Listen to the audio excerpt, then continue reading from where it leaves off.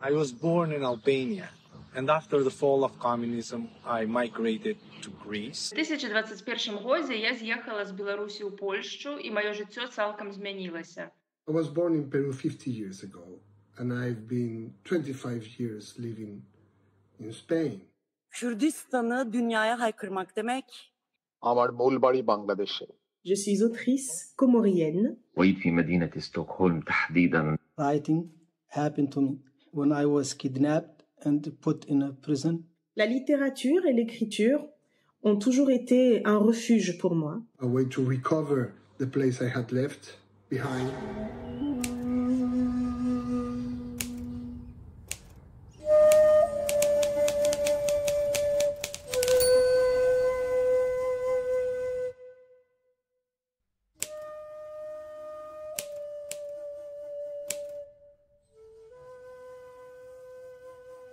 Hi everyone, my name is Mohamedou Ould Slahi. I never meant to be a writer. I was never trained as a writer. Writing happened to me when I was kidnapped and put in a prison far, far away from home. I almost got mad. I almost lost my mind. And my saving grace was writing. Literature saved me. Writing saved me and help me make sense of life. I mostly write in English, even though my first language is Arabic. Now, I was born in Mauretánie, and now I live and work in the beautiful country of the Netherlands. See you soon. Thank you very much.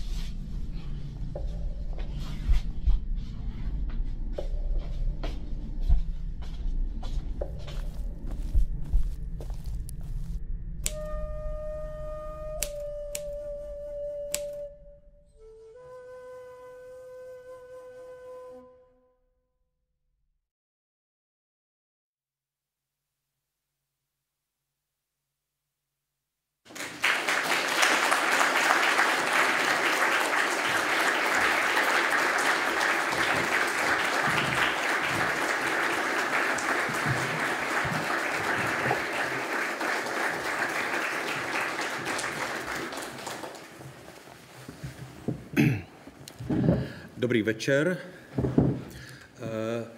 Je mým velkým potěšením a velkou poctou přivítat zde mezi námi mauretánského exilového autora Mohamedou Ould Slahi Houbeini a jsem velice rád, že jste tady v tak hojném počtu. Good evening. I was welcoming the guests. Thank you.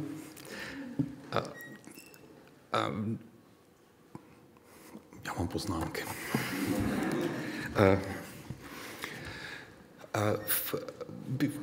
Let's start with the reading, and let's start with the short story.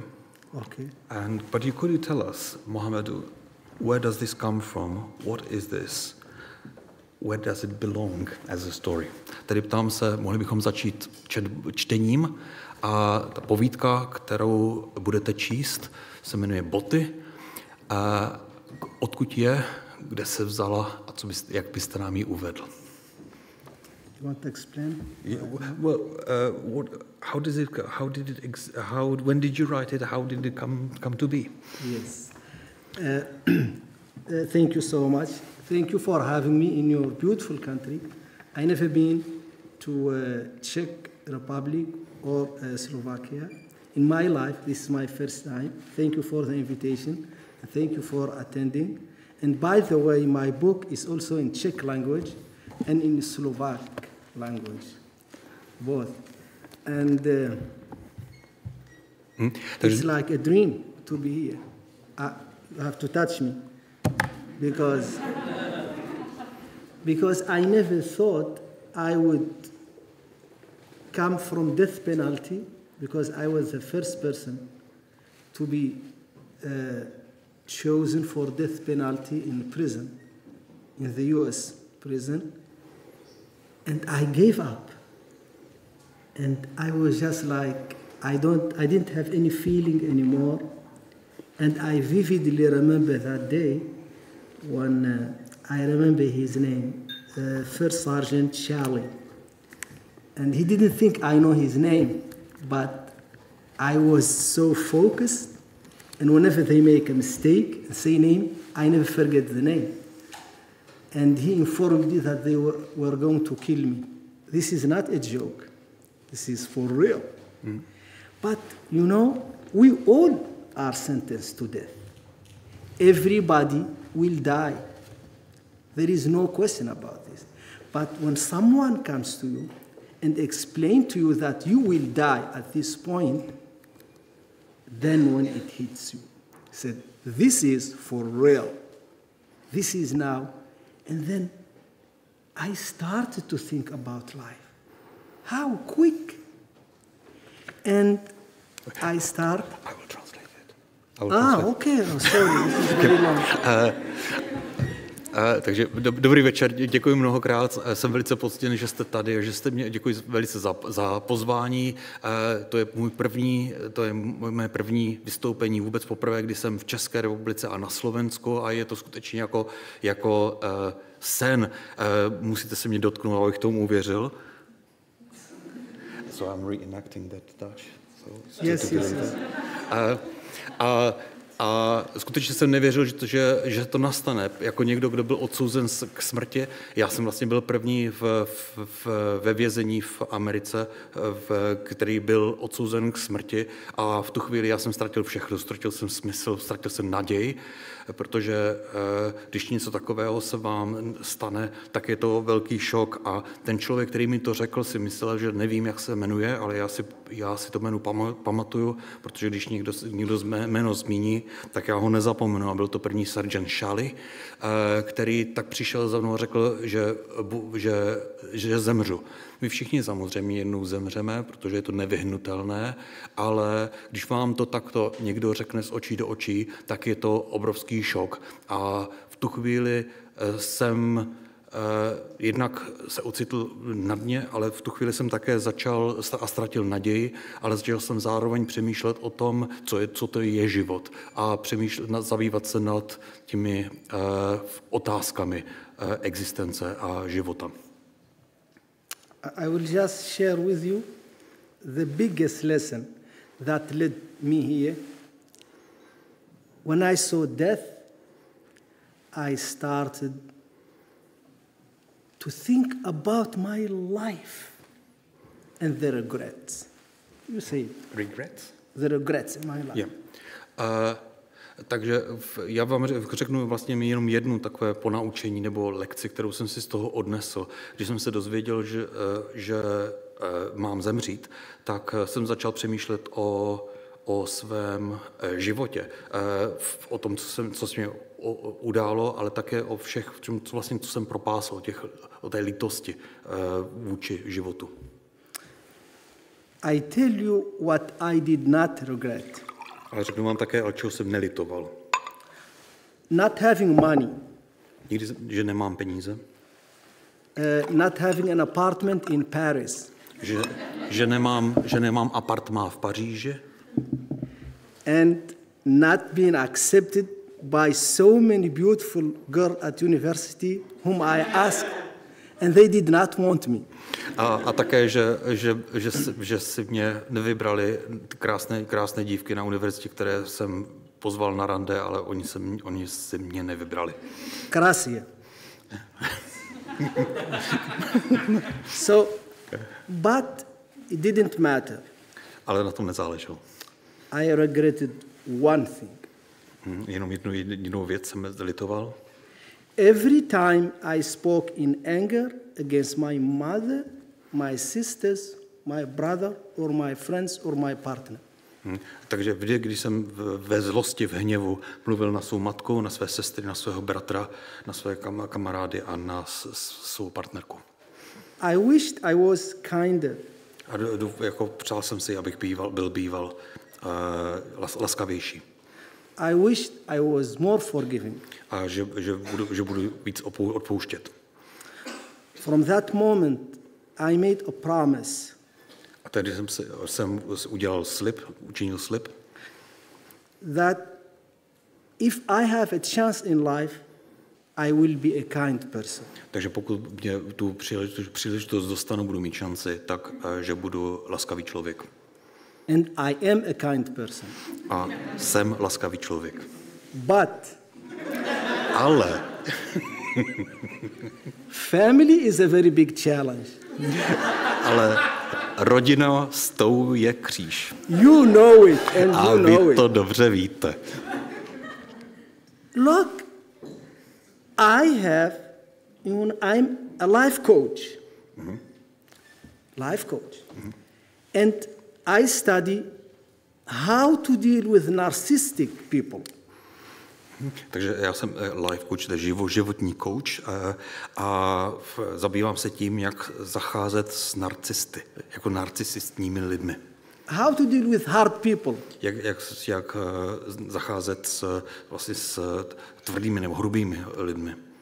There is no one talking about how to deal with family on WhatsApp groups. Ale na WhatsAppu vám ale nikdo řekne, jak zacházet s rodinou. Looking at the phone, and you said that message is for me. A když prostě se podíváte na mobil, tak uvidíte, že ta zpráva je opravdu napsána pro vás. And it makes me sick. A je mi z toho špatně. But I have to be a kind person. Ale nezbývá mi, než abych byl laskavý člověk. And thank you so much again for inviting me. Takže díky mnohokrát, že jste mě pozvali.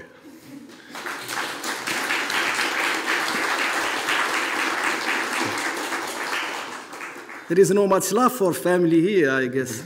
A v tom, co teď přečtu, asi příliš mnoho lásky k rodině není. Shall we go? Ready? Shoes. By the way, today I have very beautiful shoes. Mimochodem dnes večer mám krásné boty. But I bought them cheap. Ale byly laciné.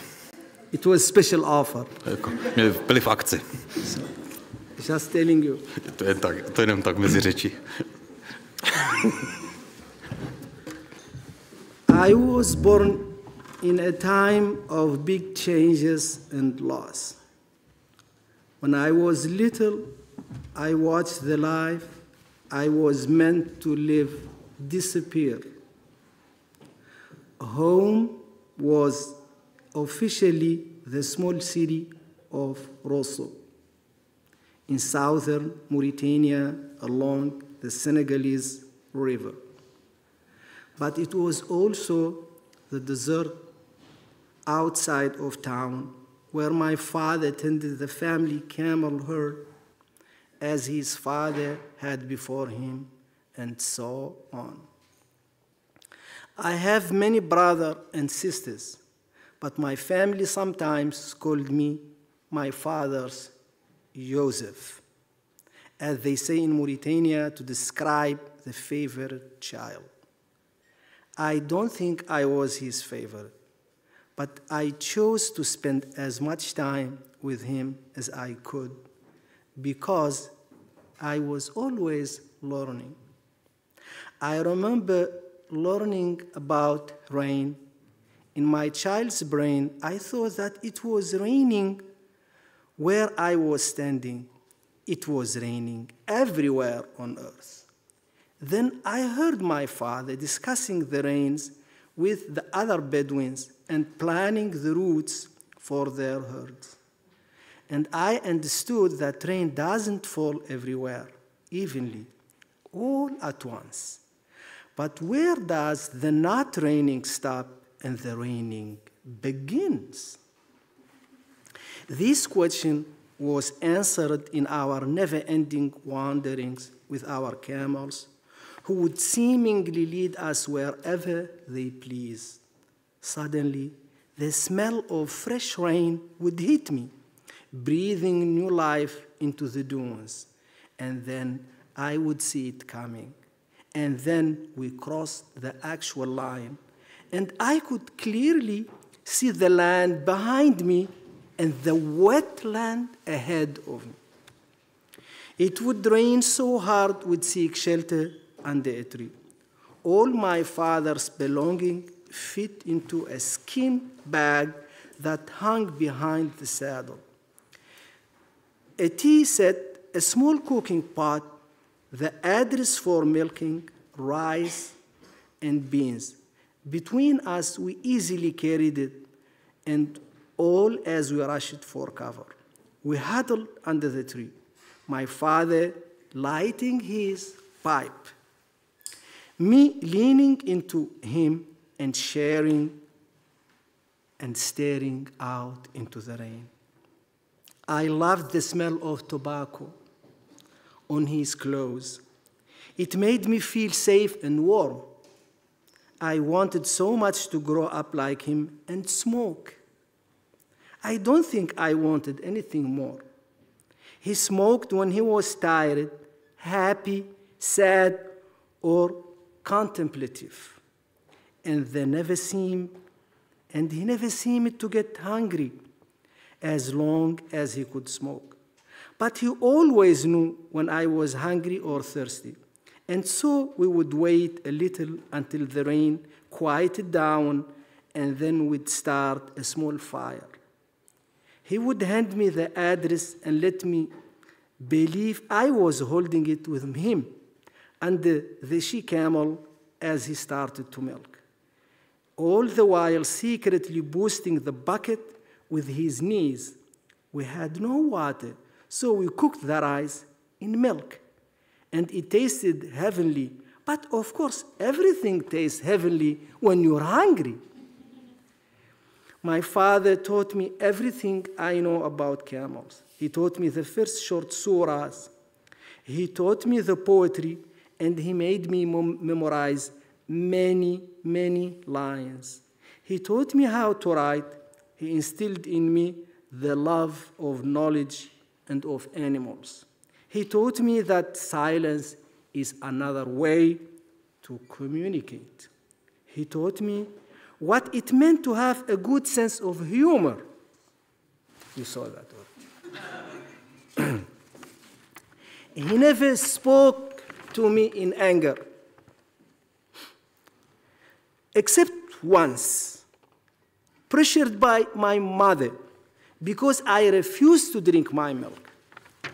And I could see he regretted it for days afterward.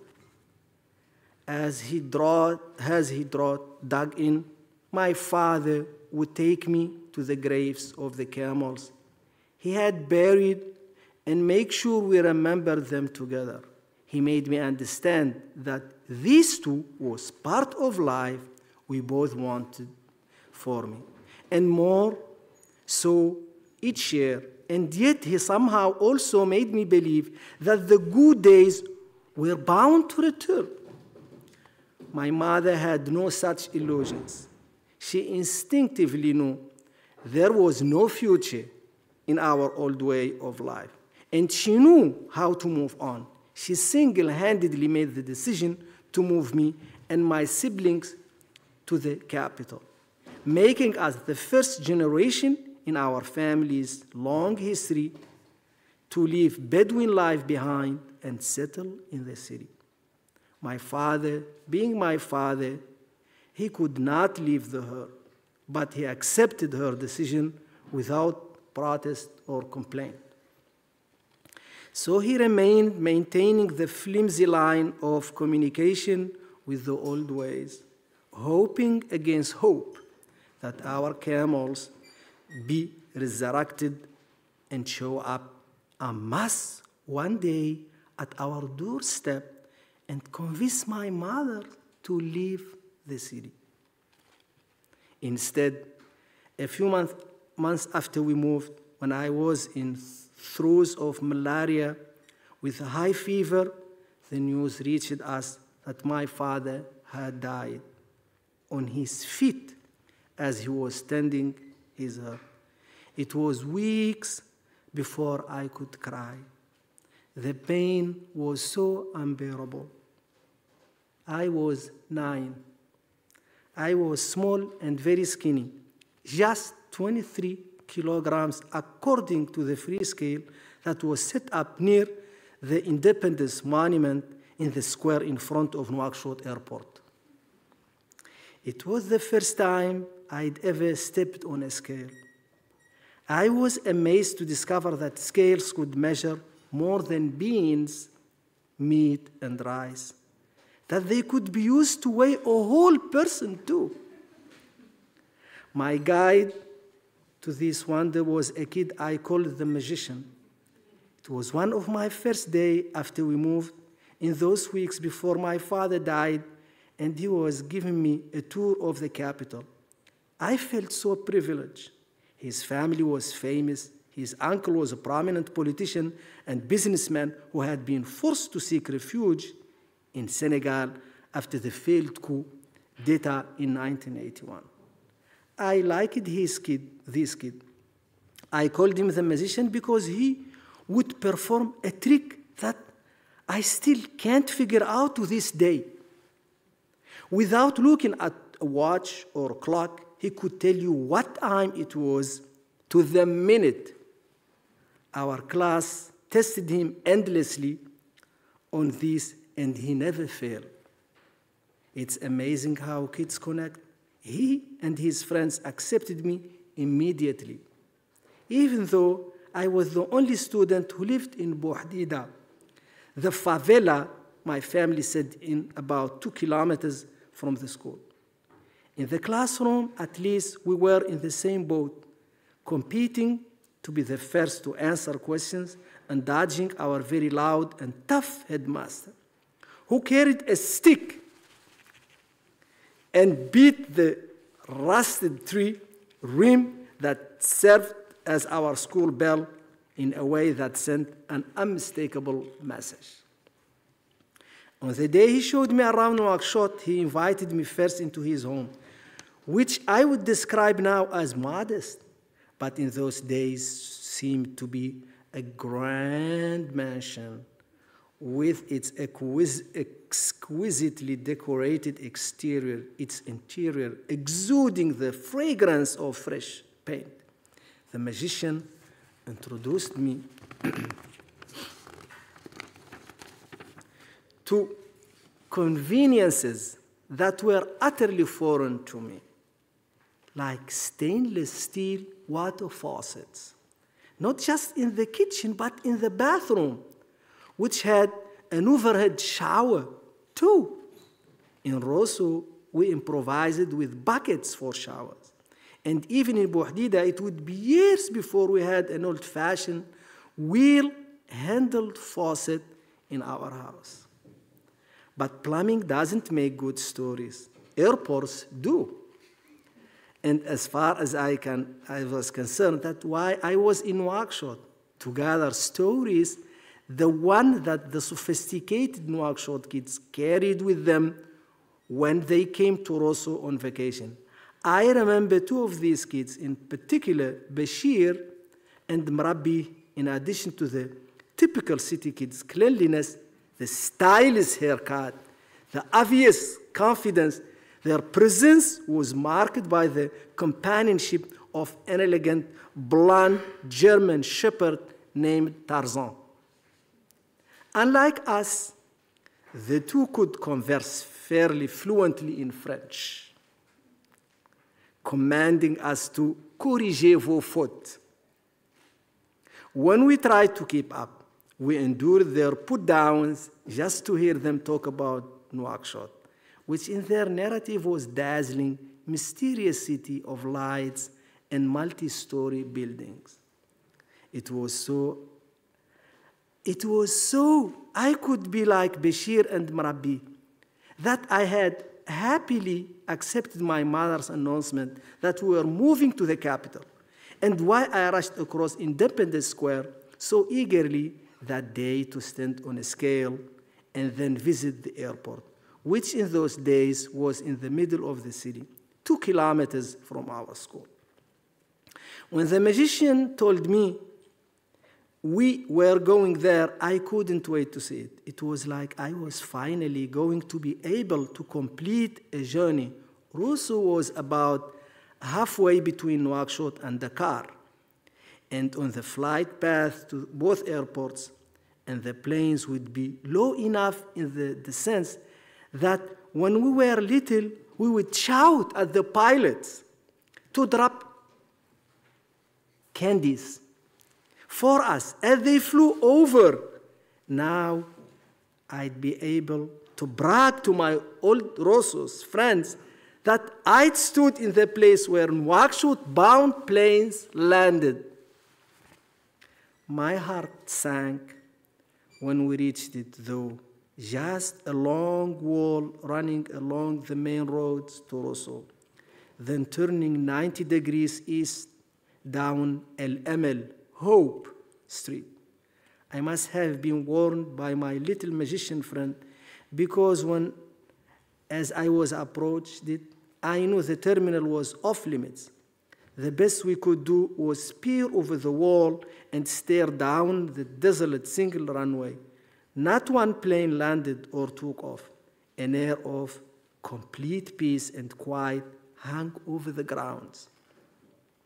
The deliberate line of trees pointing the way to the terminal, the desert-colored walls, and beyond them two endless hills running parallel left and right, the airport resembled the Camel Valleys. My father and I would traverse a runway for the beast, so to speak. The magician and his friends would lead me on many such adventures in those first days in Nouakchott. And then, as I recovered from malaria and the shock of the loss of my father, it helped too that I loved school. To me, all of it, even the lessons, was play. It was getting there that was work. I remember one afternoon, a hot summer day, even by Mauritanian standard, trying to make my way back to school after lunch. The burning sun biting my small feet every step. It didn't take me long to realize I wouldn't make it walking straight. So I would dart and dash between whatever shadows the structure cast, cooling my feet in between. It still hurt, and it must have almost doubled the distance, but it worked. And it would have worked perfectly if it wasn't for a neighbor who stopped me as I was passing by and scolded me for not wearing my shoes. Now I was stuck. I had to stand there in the full sun and face her, feet burning, absorbing her lecture, too ashamed to tell her that my family couldn't afford to buy me shoes, and too frightened to tell her that she was hurting me right then by going on and on about shoes while my feet were pinning to the fiery ground. I kept twisting my gaze between her and my feet, hoping she would recognize my dilemma. A dilemma I would not have had, of course, if I had had shoes. But she was too caught up in her lesson. My only choice was to trick her in a way that saved both our faces. I turned around and started toward home, giving her the impression that her lecture had been useful and successful.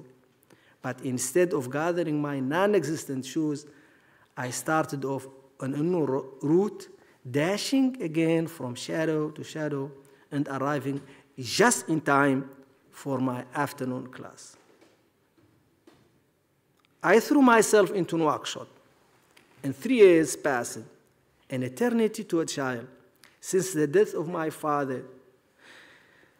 Any thought I had of Rosso seemed enveloped in a dark cloud of sadness. Any memories I had of those days seemed to have been consumed in a giant fire and now hung like a smoke between heaven and earth. But when I was 12, Ramadan fell during my summer vacation, and my mother's sister and her husband invited me to stay with them. I was torn. I dreaded walking those streets I'd walked with my father, each step fanning a lost memory back to life and turning the whole place into a bed of burning coal. But there was also the pull of the deep spiritual connection we have with our birthplace, which for me was this little city at the edge of nowhere, and the added pull of a summer outside the grip of my strict, protective mother and other brothers. I was by then a mass of exaggerated pre-adolescent wants. Of course, I wanted to explore some place as a free person without having to report to my mother where I was going. But it was too much more than that. I wanted to be a grown-up. I wanted to have my own car and wear nice clothes. I wanted to visit grown-ups, and I have them offer me the best food they had because I was an important peer. I wanted to send the kid to get bread and peanuts for me, to serve with tea.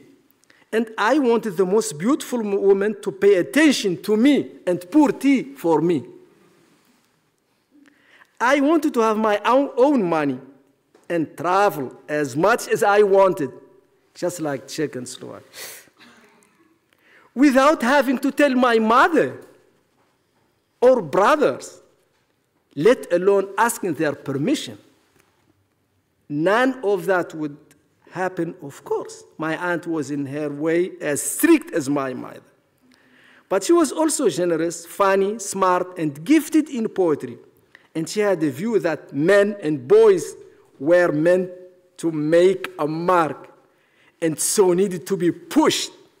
She applied this view most energetically to her husband, whom I adored. She pushed him to work, and he worked hard without complaint.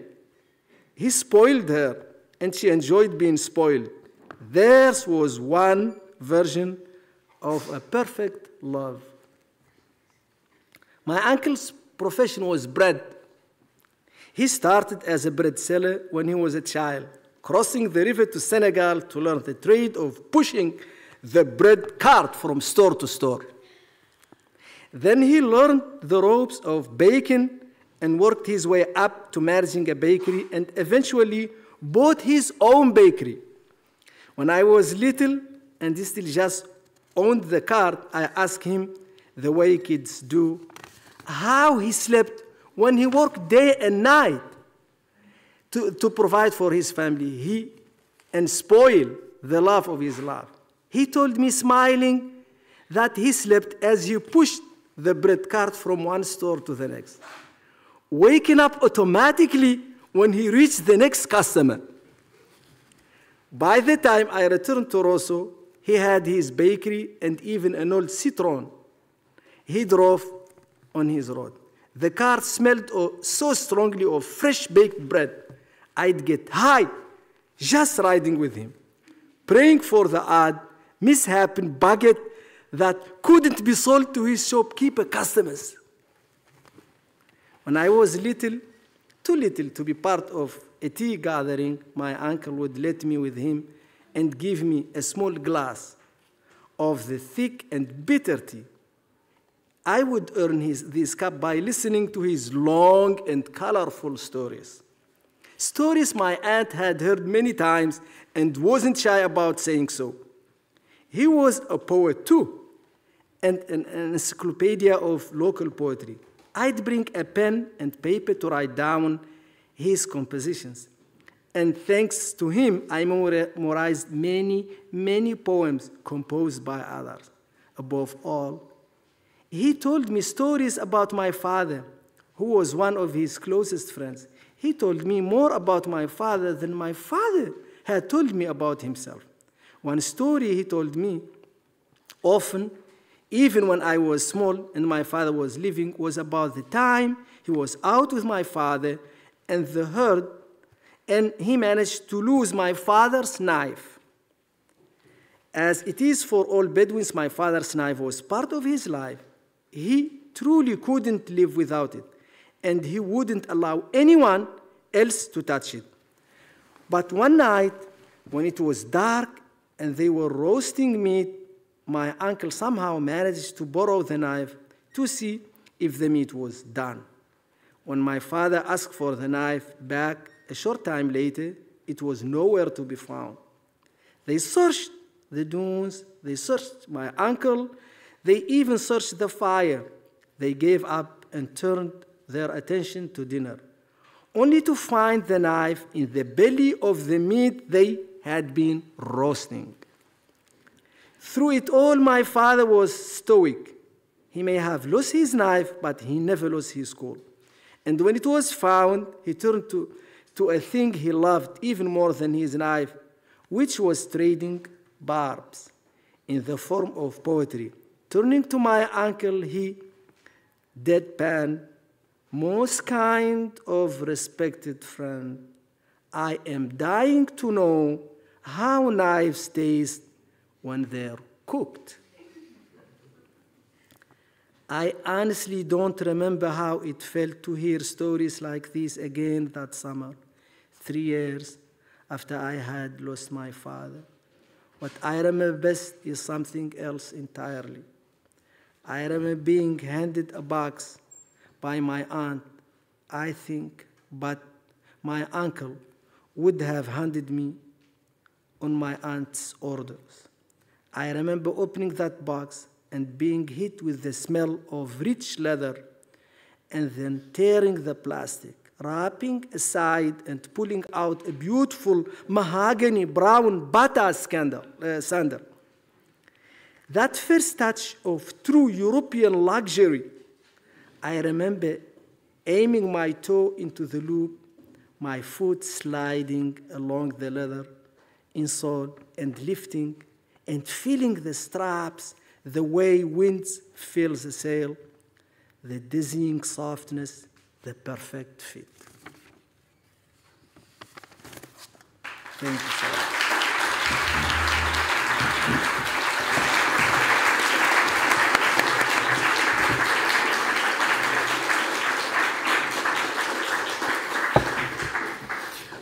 Thank you very much for the reading, Mohamedou. I have a question. Is this fiction or is this autobiographic? True story. Absolutely true. Ptám se, jestli je to pravda nebo to fikce. Odpověď jste slyšeli. Okay. Every single one of it. Every single bit of it is true. Ano, takže do posledního detailu. So I have a question about traveling and moving places, but not only from Rosso to Nouakchott, but also now you live in the Netherlands and you have been to many, many, many other places. What is home? What is living in exile? What is place you call home? When we were coming here, you photographed the Vdoma sign outside. So I'm interested, what is home? Tedy vy jste se stěhoval celý život, nejen z Rosso do Nouakchottu, ale i po dalších mnoha zemích. A teď bydlíte v Nizozemí. Tedy co je exil, co je domov? Když jsme sem přicházeli, tak vy jste si fotil tady na provázku je nápis Vdoma. Tedy co je domov?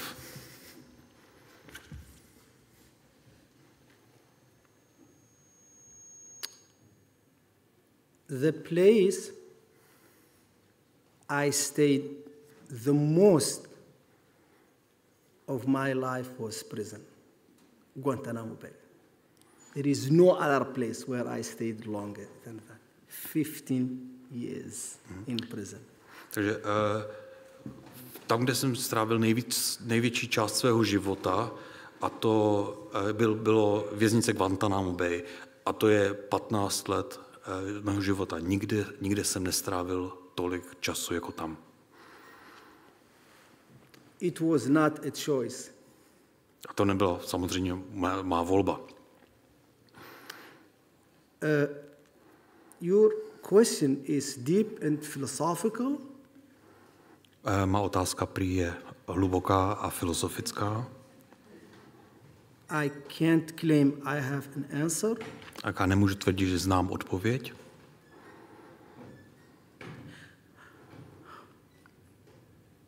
Let's say you come to a room Takže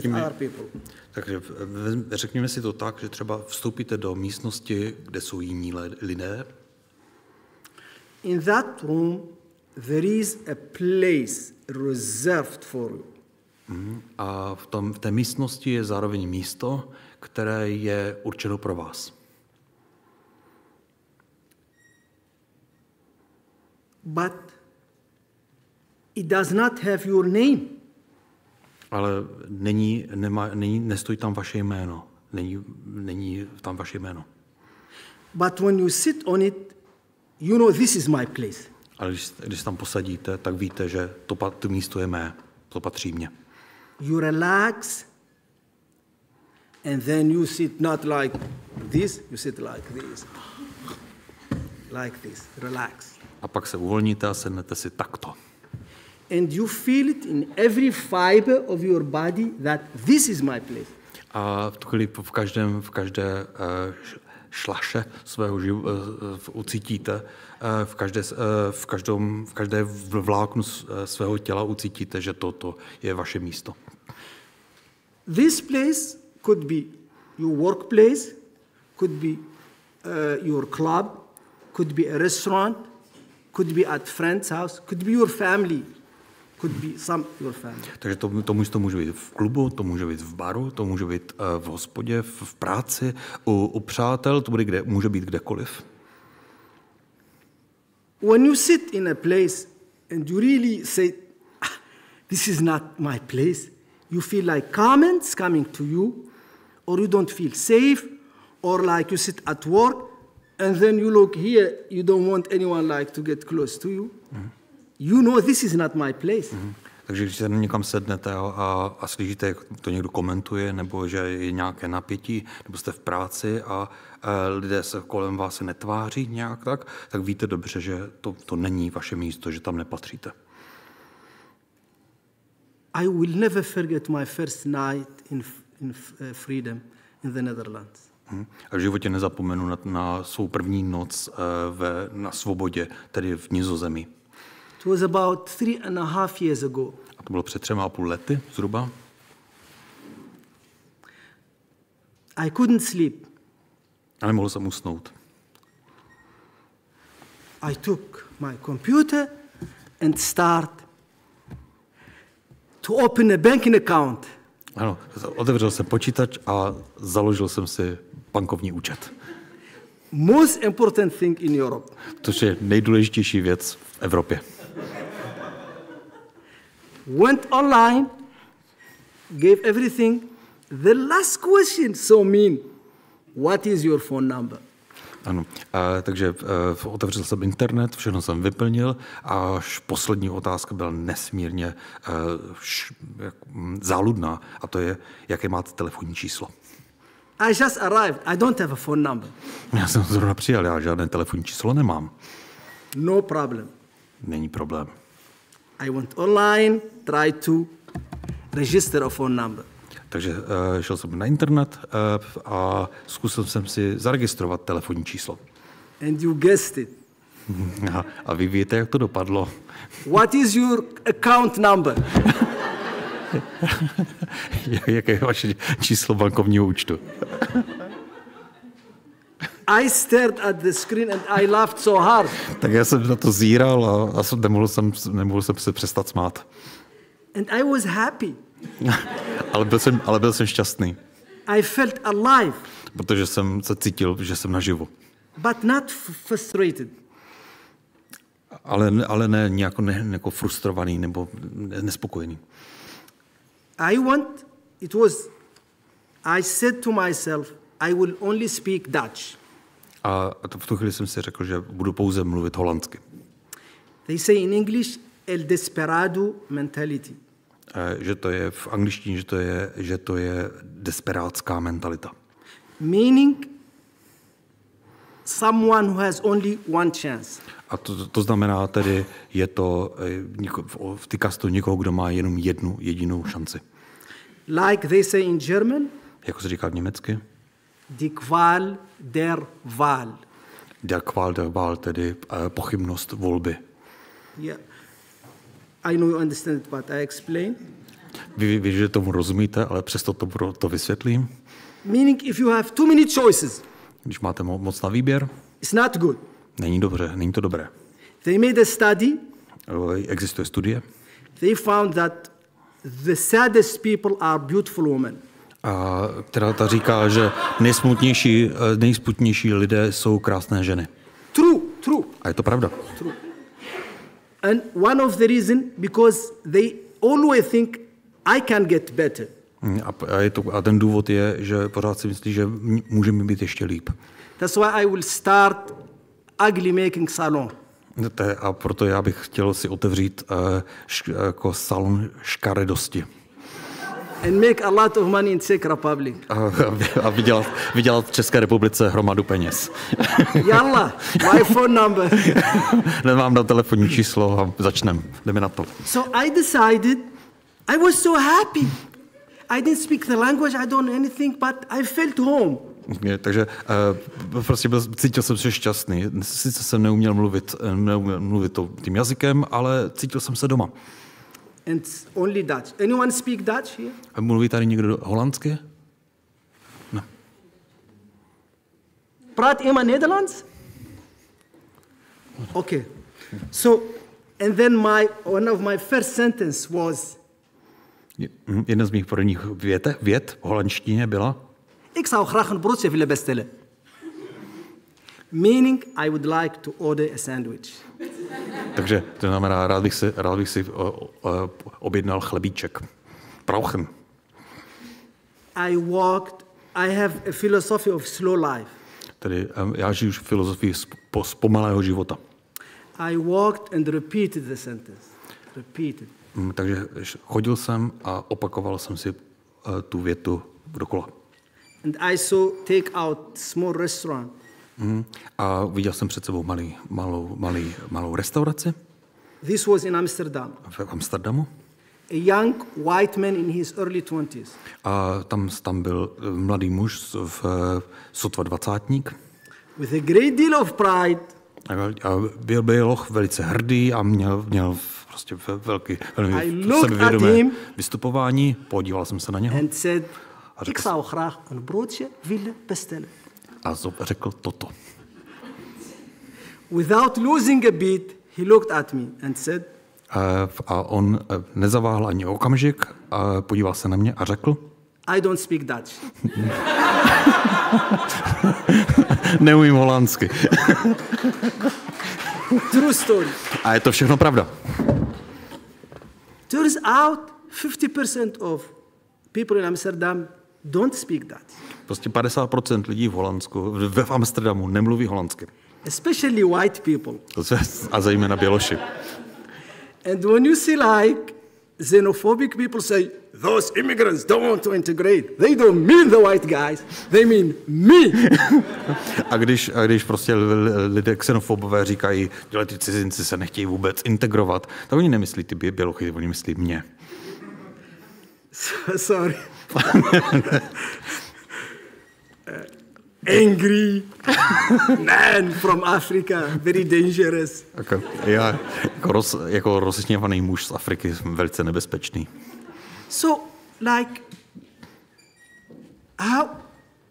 why do you presume that a home is a place rather than a state of mind? I don't know, but why? Tak proč tedy předpokládáte, že domov je místo spíš než stav mysli? To já nechápu. Okay. Thank you very much. I will thank you very much for the... I bet you don't want to ask question anymore because my answers are very long. No. Very discouraging. Takže určitě se už nic nechcete zeptat, protože moje odpovědi jsou strašně dlouhé a ty vás asi odradili. Not at all. Actually, the point here is we want to hear you talking. And I'm very happy. My chceme poslouchat jeho, ne nějaké blbé otázky. Pavla Drábka, že jo? Takže no, we want to hear. But I want to ask you about writing. And because in your short story, you refer to writing. you refer to poetry, you refer to telling stories and learning poems. You write about how you loved learning, how you even taught, or here in the introduction to this book, you write how you taught kids for free. And you, at the same time, you say, I was never trained to be a writer. So tell us more about the journey from the young boy, from Rosso, to the boy who's learning languages, who's learning to write, who's learning many other things, to an international writer who's been translated into such obscure languages as Czech and Slovak and Taiwanese. Takže tam se na to ve vaší povídce se píše o tom, jak jste se učil psát, jak jste se učil básně, o vyprávění, i o tom vlastně v předmluvě k této knize o vlastně Guantánamo Diary, deník z Guantánama, píšete o tom, jak jste se rád učil, jak jste dokonce zadarmo i doučoval svoje spolužáky a jak se to tedy stalo, že od toho mladého hocha jste se najednou ocitl jako člověk, který je mezinárodně překládaný do tak obskurních jazyků, jako je čeština, slovenština nebo na Tajvanu? You don't need to speak English anymore because I just will put Czech here. Then I can understand everything you say. Takže už vůbec nemusím mluvit anglicky, protože už to nechává automaticky překládat. Where is Czech? They don't have it even. CZ, oh yeah, they do. They do, but it's... Okay. Moc víc, Chinezes, Engels, Franz, Hindi. Fakt to tam není. Spans, no. Maybe it's C. No, it's with T. Tschechen. Tschechen, yeah, you're right. Yeah, Thai, Turks, no. Budu muset překládat. I'll have to continue translating, sorry.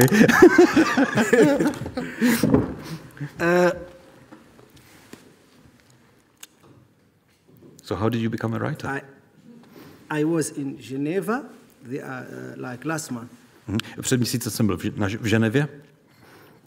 And I was translating from Arabic to English and so. A překládal jsem mezi arabštinou a angličtinou. To help someone who is in a bad situation, a refugee. A abych pomohl člověku, který je v těžké situaci jako utečenec. Then I remarked that the young woman had a phone, she was listening to me and she was double checking. A poznamenal jsem, že ta mladá žena, která tam sedí a kontroluje se na mobilu, jak překládám. Then I told the guy on purpose. A pak jsem tomu člověku úmyslně řekl. Those people we are talking to are very bad people. Ty lidi, kteří na nás mluví, jsou velmi špatní lidé. And everybody burst in laughter. A všichni se začali smát. Because they were looking live. A protože se dívali samozřejmě na ten překladač. Always be careful when you go to another country and you think that people don't understand you. A vždycky si dávajte pozor na to, když jedete do ciziny a myslíte si, že vám lidé nerozumí. You're right. I wasn't a writer, even though like I wrote my first poem when I was 11 years of age. Takže máte pravdu, já jsem nikdy vlastně nechtěl být spisovatelem, i když jsem napsal první básničku, když mi bylo 11. But storytelling and poetry is part of our culture. Ale vyprávění příběhu a básně nebo poezie je součástí naší kultury. I studied microelectronics, telecommunication. Já jsem vystudoval mikroelektroniku, tedy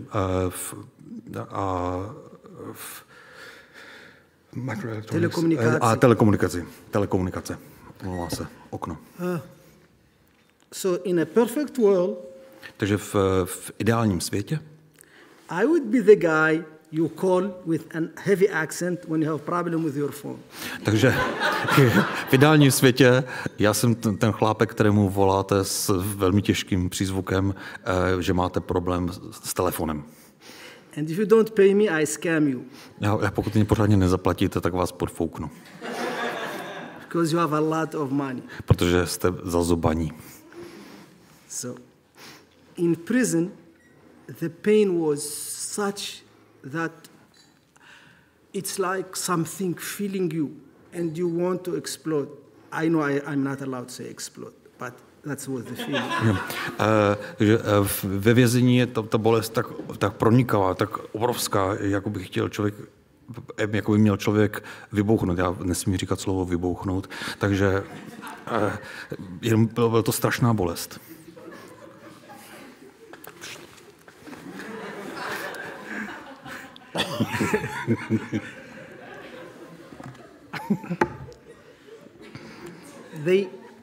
They say in Dutch, holandsky se říká oefening baart kunst. Oefening baart kunst. Meaning like learning by doing. So ano, učíme se. Ano, v opakování matka moudrosti, nebo učíme se opakováním. I say pijn baart kunst. A já říkám pijn baart kunst. Which means, yep. You understand? You tell them already. Bolest matka moudrosti. So, because this is so sad. A to je samozřejmě strašně smutné. Because we can only do beautiful writing or poetry when we are in such pain. A je vlastně hrozně smutné, že můžeme nebo dokážeme psát krásnou poezii a příběhy, jenom když cítíme tak obrovskou bolest. Think about Anna Frank. A takže vzpomeňte si na Annu Frankovou. Think about Vincent van Gogh. Vzpomeňte si na Vincenta van Gogha. Same, you guys say the same name? Vincent van Gogh. Yeah. I said that. Yeah. I was like showing off. I know how it's called. Já jsem se jenom chtěl předvést, že to vím, jak se to říká správně. And I was only imitating you because I don't know how to pronounce it properly. But you know who he is. It's known. Yeah. So much pain. He killed himself. A vlastně ten cítil takovou bolest, že se zabil, když měl 41. And think about Kafka. A jo, pomyslete na Kafku, vzpomeňte si na France Kafku. And etc. A mnoho dalších. And that pain is what forced me to write. A tato bolest mě donutila k tomu, abych psal. Because I'm lazy. Protože jsem líný. Very lazy. Hrozně líný. And that's why I come here, because I saw this xenophobic demonstration that says that when foreigners come here, they get the beautiful woman and the work. Protože já jsem přišel sem, protože jsem viděl tu jako demonstraci proti lidem, proti těm přistěhovalcům, kteří sem přijdou, aby si vzali všechny ty krásné ženy a práci. And I'm here to collect. A já jsem tady jako výběrčí. It's a promise. A slibuju. But I'm doing serious work here, you know. But this is also true. I saw them saying, "Oh, those Muslims from Africa come for the beautiful woman and the work." I said, "I'm going there." Ale jako je to pravda. Já jsem viděl prostě všichni tady ti muslimové z Afriky prostě se stahují, aby prostě sebrali všechny krásné ženy a práci, takže jsem říkal, a proto jsem tady. Just like my African friends in the UK. Stejně jako mý afričtí přátelé ve Spojeném království, v Británii. But I didn't have paper or pen. Ale neměl jsem ani papír, ani tužku. And I want to market myself as a good Muslim. A já bych se chtěl předvést jako dobrý muslim. And I know this is not a good sign in your country. A já vím, že to není dobré znamení v této zemi. So I don't steal. Takže nekradu. But I can borrow. Ale můžu si to vypůjčit. So I did borrow pen and paper from my next cellmate. Takže jsem si vypůjčil od svého vlastně od toho člověka na cele, který byl se mnou spoluvězně na cele, jsem si vypůjčil papír a tužku. I didn't know enough English to write. Ale neuměl jsem, na to, abych mohl psát, tak jsem neuměl dost anglicky. I wrote in Arabic, German and French and very little English at the same time. Takže jsem psal arabsky, francouzsky, německy a trošku anglicky a všechno zaraz. After 2 months, the guard came and took everything away. Za 2 měsíce, po 2 měsících přišel ten dozorce a všechno mě sebral. It would be more about 2 years before I met my lawyers. A to bylo až teprve po 2 letech jsem měl první setkání s právníky. By that time I heard enough English from the guards to know it. A za tu dobu jsem od dozorců vyposlechl dost angličtiny na to, abych rozuměl a uměl mluvit. And I started to write a series of letters. A začal jsem psát jako sérii dopisů. My writing. Tady je můj rukopis. And in 6 weeks, I wrote 465 pages. A za 6 týdnů jsem napsal 465 stran. But the government said it's forbidden. Ale vláda řekla, že to je zakázané. We fought about 8 years. A ten spor mezi námi trval 8 let. And then they allowed a censored version to be. A pak dovolili, že může vyjít zcenzurovaná verze. I was in prison. A já jsem byl ve vězení. And an American guy asked me in prison. A jeden Američan mě v vězení požádal. Who helped you write this book? A kdo vám pomohl tu knihu napsat? I told him I found a very good writer and I put a gun in his head and he wrote it for me. A tak jsem mu řekl, že jsem si našel výborného spisovatele, přiložil jsem mu pušku, pistoli k hlavě a on to za mě napsal. That's the story. Yalla, let's eat. I wanna eat. A to je prostě konec příběhu, takže teď se dáme do jídla. Jo? Jo? And that's how you became a writer. Yes. And they can ask question, of course. Ano.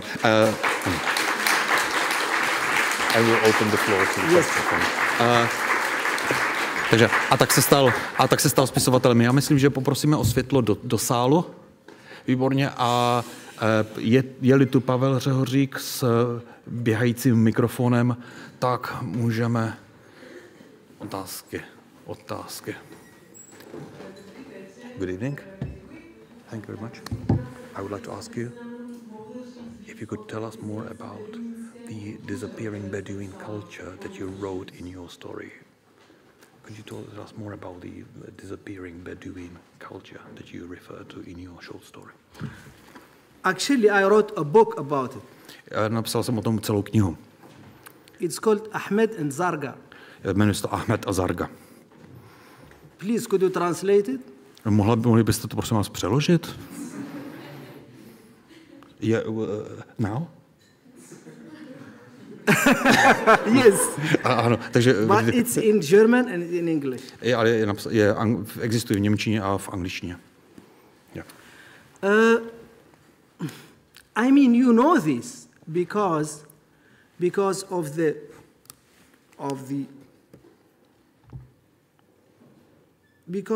the drought in sub-Saharan Africa. The Bedouin were pushed into the cities. Vlastně to asi budete dobře znát kvůli suchům, které trápí subsaharskou Afriku, tak Beduíni byli zatlačeni do měst. And there is no official policy to help those people stay where they are. A žádná oficiální vlastně nařízení nebo direktivy nejsou, jak pomoct těmto lidem, aby zůstali tam, kde jsou. It's very saddening. A to je jako velice truchlivé.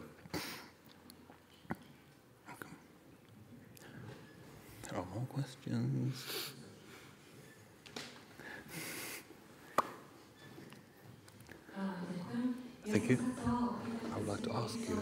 were describing that you learned English from listening to the guards. Were you writing the English that you heard, but how did you learn to write in English? When you learned English from the way guards spoke, how did you learn to write in English?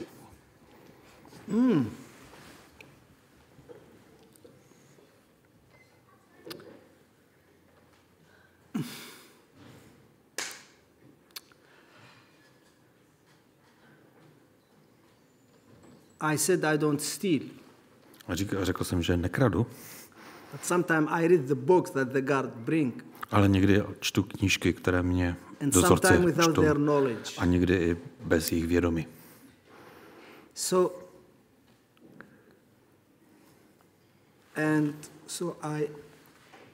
of course I write French and German. Umím psát francouzsky a německy. That's not a very big leap. A to už není takový velký skok.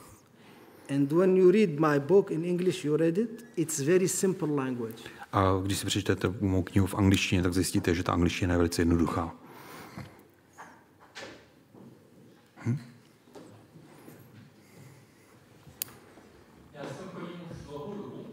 I've been coming here for a long time, and I've been going through a number of things here. Okay, and I even asked one of the authors who read here that shouldn't your book really be burned, and she agreed. But I haven't come across an author like you. Because you come across as a person larger than life figure.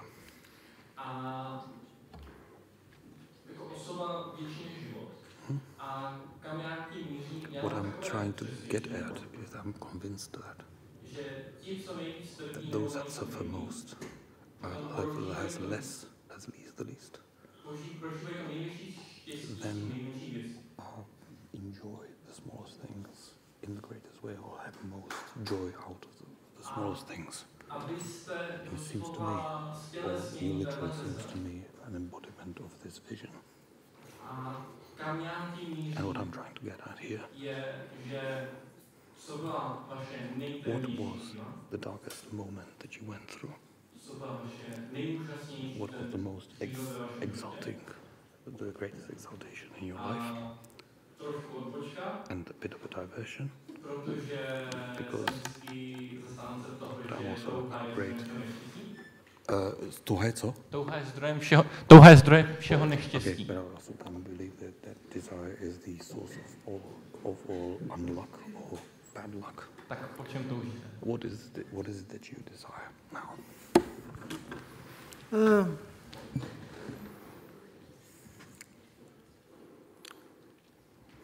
I mean, look, I agree with you that people who suffer know how to appreciate like life.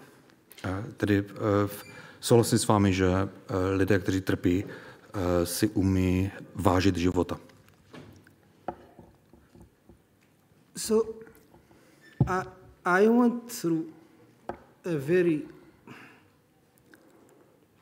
systematic torture program. Já jsem si prošel velice systematický program mučení. Including sleep deprivation, včetně spánkové deprivace, sexual assault, sexuální útok by men and women, od mužů i žen, and things like that. A podobné věci. But the worst moment, ale nejhorší okamžik, when they came, they said they will kidnap my mother. Nejhorší byl moment, když ke mně přišli a řekli mi, že unesou mou matku. I lost it. A v tu chvíli jsem to ztratil, jsem prostě se zroutil. And I said I will sign anything you want me to sign. A v tu chvíli jsem řekl, že podepíšu cokoliv, co před mě položí. I know there is a tendency now in the Western world to turn its back on democracy. Já vím, že teď je na západě taková tendence odvrátit se zády k demokracii. the rise of fascism, tedy vzestup fašismu, and the rise of nationalism. A vzestup nacionalismu. Because I grew up in a dictatorship. Já jsem vyrůstal v diktatuře. You guys did not. Vy ale ne. I know a dictatorship when I see one. Já poznám diktaturu, když se na to podívám. The dictator always tells us, you are the best people in the world. You are Muslim, Arab, Africa. A diktátor vždycky říká, vy jste nejlepší národ, vy jste nejlepší lid, nejlepší lidé v Africe, nejlepší muslimové. Now, I don't want the leader to tell me I'm the best person. I'm happy with average, but to stay democratic. Já dnes rozhodně nechci, aby mě nějaký diktátor říkal, že jsem nejlepší. Mně stačí, když budu průměrný a pokud budu mít demokracii. My point is, a tedy mě jde o to, chci tím říct, I forgot it. Zapomněl jsem, co to bylo. Yes, now I remember it. A teď jsem si vzpomněl. Torture doesn't work. Mučení nefunguje. Torture, the rule of law works. Funguje moc práva. And we have people in this very country who are still alive and who know the difference between dictatorship and democracy. A stále ještě máme i v této zemi jsou lidé, kteří znají, jaký je rozdíl mezi diktaturou a demokracií. Those old people will never choose fascism. A tito staří lidé si nikdy nevyberou fašismus. But TikTokers, yes. Ale TikTokeři ano. So that was the hardest moment. And you said what I want. I told you money and etc. That's why takže to byl řekl jsem vám tedy ten nejhorší moment. A ptal se mi, po čem toužím, to já už jsem vám říkal, peníze a tak dál, a proto jsem tady. So joke aside, vtipkování stranou. I want to live every day in a way that I have no regret. Tak chtěl bych žít každý den tak, abych toho nemusel litovat. And I try this every single day. A o to já usiluji každý den. That's all we can do. A to je jediné, co můžeme dělat. Helping people when I can help them. Pomáhat lidem, když můžu. Helping people I will never meet again. A pomáhat lidem, které už v životě neuvidím. And try to be sane with my family. A zůstat prostě s chladnou hlavou v rodině. Rodina. Rodina, dobro, no. Ní dobro. To nevím, jak bych přeložil. I didn't know how to translate that. I think we are family here, that's why. Okay. Shall we call it a day? Yes, I think. A já myslím, že tím asi poděkujeme. Je 2020. Díky mnohokrát.